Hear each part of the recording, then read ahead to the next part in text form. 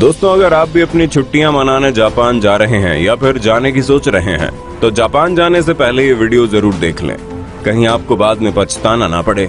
दोस्तों, आपने नार्कोस का नाम तो जरूर सुना होगा। एक मिनट पहले मैं एक बात बता दूं, इस वीडियो को पूरा देखना क्योंकि सफर रोमांचक होने वाला है।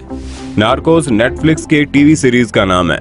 नार्कोस पाब्लो एस्कोबार नामक शख्स की जीवनी पर आधारित टीवी सीरीज है। पाब्लो एस्कोबार एक बहुत ही बड़ा क्रिमिनल था।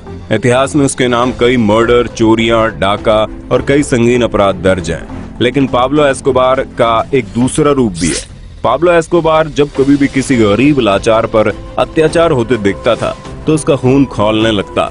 एस्कोबार से लोग डरते थे और वही कई लोग उसे मसीहा भी मानते थे।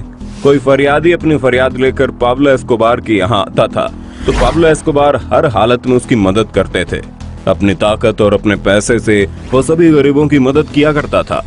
तो ये था पाब्लो एस्कोबार का दूसरा पहलू, जो उसे डाकू के साथ साथ कहीं ना कहीं एक मसीहा भी बनाता है। अगर आपको पाब्लो एस्कोबार को अच्छी तरह से समझना है तो आप once upon a time in Mumbai movie देख सकते हैं। पाब्लो एस्कोबार की कहानी कहीं न कहीं सुल्तान मिर्जा से मैच करती है। आगे ध्यान से सुनिएगा, क्योंकि खतरनाक गैंग्स द्वारा अपने आप को मसीहा बताना सिर्फ पाब्लो एस्कोबार तक ही सीमित नहीं था। दोस्तों, जापान में एक और बहुत ही खतरनाक गैंग है जिसका नाम याकुजा है। इस गैंग के बारे में अगर आप जान जाएंगे तो जापान जाने से पहले 2 बार तो जरूर सोचेंगे। चलिए जानते हैं याकुजा गैंग की काली करतूतों के बारे में और देखते हैं इस गैंग में कितनी इंसानियत है, या फिर ये लोग अपने आप को अच्छा बताने का ढिंढोरा पीटते हैं। दोस्तों, याकुजा गिरोह सिर्फ जापान ही नहीं बल्कि पूरी दुनिया में फैला हुआ है। इस गैंग की सबसे खास बात यह है कि इसमें मौजूद सभी मेंबर के बदन पर टैटू बने होते हैं।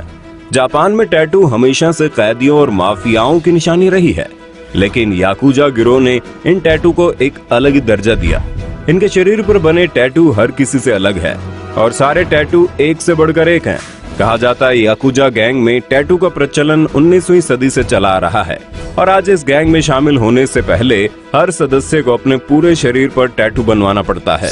याकुजा के टैटू से जुड़ी एक डरावनी बात यह है कि ये टैटू किसी मशीन से नहीं गोते जाते, बल्कि बांस से बनी पतली तिनकों से गोदे जाते हैं, जो बहुत ही दर्दनाक होता है। याकुजा गैंग के अपने कई रिवाज हैं, जिसमें टैटू का चलन सबसे ज्यादा प्रचलित है। दोस्तों, माना जाता है याकुजा गैंग की शुरुआत 18वीं सदी में हुई थी। तब बुराकुमिन वर्ग जापान में सबसे तुच्छ माना जाता है। इस वर्ग के लोगों को समाज में नहीं अपनाया जाता, इन्हें बहुत नीचा दिखाया जाता है। यहाँ तक कि सरकार भी इन पर ध्यान नहीं देती थी। गरीबी और पक्षपात के कारण जब समाज में जगह नहीं मिली तो अपने पेट के लिए बुराकुमिन जाति के लोगों को चोरी, डकैती और जुए का सहारा लेना पड़ा। बुराकुमिन वर्ग 2 अंशों में बटा था, टेकिया और बकुटो। दोनों अंश चोरी, डकैती और गैम्बलिंग का काम करते थे। टेकिया अंश जगह जगह से चोरी हुए सामानों को त्योहारों के समय में मेलों या बाजारों में बेचा करते थे। वहीं बटुका समाज के लोग खाली पड़े गिरजा घरों में गैर कानूनी गैम्बलिंग चलाया करते थे। धीरे धीरे इनका ये धंधा बड़े पैमाने पर होने लगा। चोरी और डकैती जैसे छोटे छोटे अपराधों को अंजाम देने के लिए ये वर्ग प्रचलित हो गया और वो दिन भी आ गया जब इसने गैंग का रूप धारण कर लिया। अब सरकार को भी इनकी महत्ता का पता चल गया था, परंतु चौंका देने वाली बात ये थी कि सरकार भी इनसे मिल गई थी और उनकी करतूतों पर पाबंदी लगाने के लिए कुछ नहीं करती थी। इनका बिजनेस अब केवल चोरी डकैती में नहीं बल्कि बड़े पैमाने पर ड्रग्स डीलिंग, पोर्न इंडस्ट्री और तो स्टॉक मार्केट स्कैम तक फैल चुका था। इसी तरह आगे बढ़ते बढ़ते ये संगठन जापान में एक प्रभावशाली गैंग के रूप में माना जाने लगा और इस गैंग का नाम याकुजा रखा गया और याकुजा जापान का सबसे खतरनाक गैंग बन गया। वर्ल्ड वॉर 2 के समय याकुजा की पॉपुलेशन 18 लाख पहुंच गई थी। अब आगे मेरी बात पर गौर कीजिएगा। इस गैंग के सभी मेंबर एक दूसरे को परिवार की तरह मानते हैं। इस परिवार में कुछ अच्छे तो कुछ बहुत ही भयानक रीति रिवाजों को माना जाता है। गैंग में शामिल होने वाले नए सदस्यों को कोबून का टैग दिया जाता है। कोबून का मतलब होता है बच्चा और उस सदस्य को बॉस को ओयाबून यानी आश्रय देने वाला कहा जाता है। हर सदस्य का दीक्षा संस्कार होता है और एक रस्म निभाई जाती है जिसमें नए सदस्य अपने बॉस के साथ बात करते समय शराब पीता है। नए सदस्य का बॉस उसे मिट्टी की प्याली में थोड़ी सी मदिरा परोसता है और खुद की प्याली में पूरी मदिरा डालता है, जिसका अर्थ है याकुजा गैंग में ऊंचे पद पर होना है। मतलब मालिक को ज्यादा और नए सदस्य को बस थोड़ी सी मदिरा दी जाती है। साथ बैठकर शराब पी लेने से नए सदस्य ऑफिशियली याकुजा के मेंबर हो जाते हैं। फिर उस सदस्य को अपने पूरे बदन पर टैटू बनवाना पड़ता है। एक भयानक रिवाज ये भी है, जब भी याकुजा के किसी मेंबर द्वारा गलती हो जाती है तो उसके बॉस को परेशानी होती है, तो सजा के तौर पर उस सदस्य को अपनी एक उंगली काट कर बॉस को देनी पड़ती है। यहाँ कटी हुई उंगली माफी का प्रतीक माना जाता है। यही नहीं, अगर उस सदस्य से दोबारा फिर गलती हो जाती है तो उसे अपनी बाकी की उंगलियों को भी काट कर देना पड़ता है। ये कटी हुई उंगलियां और बदन पर बने अजीबोगरीब टैटू याकुजा मेंबर की पहचान बन गए हैं। वर्तमान में सरकार और प्रशासन इस गैंग से काफी परेशान रहते हैं। अब याकुजा व्हाइट कॉलर वाले क्राइम्स को भी अंजाम देने में माहिर हो गए हैं। याकुजा के खास मेंबर सोकैया बड़े बड़े कंपनियों से स्टॉक खरीदते हैं और तब तक खरीदते हैं जब तक उन्हें स्टाफ मीटिंग में जगह न मिल जाए। एक बार जैसे ही कंपनी इनके हाथ लग जाती है तो ये बाकी सारे सदस्यों को धमकाकर अपने अंडर में ले लेते हैं और उन्हें लूट लेते हैं। एक बार इनके चंगुल में कोई कंपनी फंस गई तो फिर मान लीजिए उसकी बर्बादी तय है। याकुजा के कई मेंबर्स बाकी बड़ी बड़ी कंपनियों के लिए काम भी करते हैं। उनका काम होता है इमारतों को खाली करवाना ताकि उसमें कंस्ट्रक्शन का काम हो सके। आज याकुजा 4 समूह में बंटकर पूरे जापान में कहर ढा रहा है, जिनके नाम हैं यामागुची गुमी, सुमियोशी काई, इनागावा काई, अजे कोतेशु काय। इसके अंदर भी याकुजा कई गुटों में बटा हुआ है और अलग अलग कामों में जुटा हुआ है। जापान में जितनी भी ड्रग डीलिंग होती है वो सब याकुजा ही करवाता है।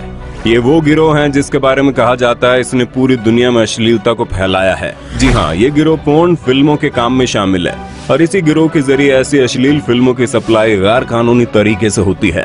पोर्न इंडस्ट्री को चलाने के लिए अपराधी दुनिया की हजारों लड़के लड़कियों को ब्लैकमेल भी करते हैं। यही नहीं, अपने इस धंधे को मजबूत बनाने के लिए ये गिरोह दुनिया के कई देशों में वेश्यावृत्ति के लिए लड़कियां भी सप्लाई करते हैं और दुनिया भर से लड़कियों को धोखाधड़ी से नौकरी का लालच देकर जापान लेकर आते हैं, फिर उनसे गंदे काम करवाते हैं। गैर कानूनी तरीके से लोगों को एक देश से दूसरे देश तक पहुंचाने के काम में तो याकुजा को महारत हासिल है। आज जापान में जितने भी क्राइम्स होते हैं उन सब के लिए जिम्मेदार याकुजा ही है। छोटे मोटे क्राइम्स को करने में लोग पुलिस से ज्यादा याकुजा से डरते हैं, क्योंकि एक बार इस लाइन में कोई आ गया तो याकुजा उसे या तो अपनी टीम में ले लेता है या फिर मार डालता है। याकुजा के इतने सारे काले कारनामों को रोकने के लिए सरकार ने कई कदम उठाए। 2007 में सरकार ने कई तरह के कानून बनाए जिसके कारण याकुजा का प्रभाव कम हो सके और पूरी तरह से बंद भी हो सके। सरकारी ऑफिसर और पुलिस की मेहनत से याकुजा का प्रभाव काफी हद तक कम भी होने लगा है। इन कानूनों के आने के बाद याकुजा की आबादी केवल 18,000 रह गई। अब आप सोच रहे होंगे हमने आपको अभी तक ये नहीं बताया कि याकुजा किस तरह गरीबों का मसीहा बनने का नाटक करता है। दोस्तों, याकुजा अपने आप को मसीहा इसलिए कहता है क्योंकि जब सरकार के बनाए गए कानूनों से इनका प्रभाव कम पड़ने लगा तो ये लोग समाज सेवा में शामिल हो गए। समाज में मौजूद गरीब वर्ग की याकुजा मदद करता है। कभी कोई आपदा आए तो सबसे पहले याकुजा अपने मेंबर्स को भेजकर लोगों तक मदद पहुंचाता है। 2011 में आई सुनामी के बारे में तो आपने सुना ही होगा, जिसकी तबाही से सरकार भी पस्त हो गई थी। तब याकुजा ही सबसे पहले लोगों तक मदद लेकर आया था, उन्हें खाना पानी से लेकर रहने के लिए जगह दी। आज जापान में कहीं भी गरीब समाज के बारे में याकुजा को पता चलता है तो वो सबसे पहले मदद के लिए दौड़ आता है। कोई भी पिछड़ी जाति या फिर जिसे समाज से निकाला गया हो उसे याकुजा अपने परिवार की तरह स्वागत करता है। जब भी याकुजा से मदद मांगने के लिए कोई जाता है तो याकुजा उसे खाली हाथ वापस नहीं भेजता। एक और बात हमें आश्चर्यचकित करती है, कल तक जुर्म की दुनिया में एक तरफा राज करने वाला याकुजा समाज आज किसी भी आदमी को परेशान नहीं करता और जब भी कोई इनके पास अपनी परेशानी लेकर आता है तो ये लोग उसकी परेशानी को पूरी तरह से दूर कर देते हैं और जब तक सामने वाले व्यक्ति की समस्या दूर नहीं होती ये लोग खुद उसे सहारा देते हैं। तो कुछ ऐसी है याकुजा गैंग की कहानी, जिससे बड़ी बड़ी कंपनियां परेशान हैं तो गरीब लोग खुश हैं।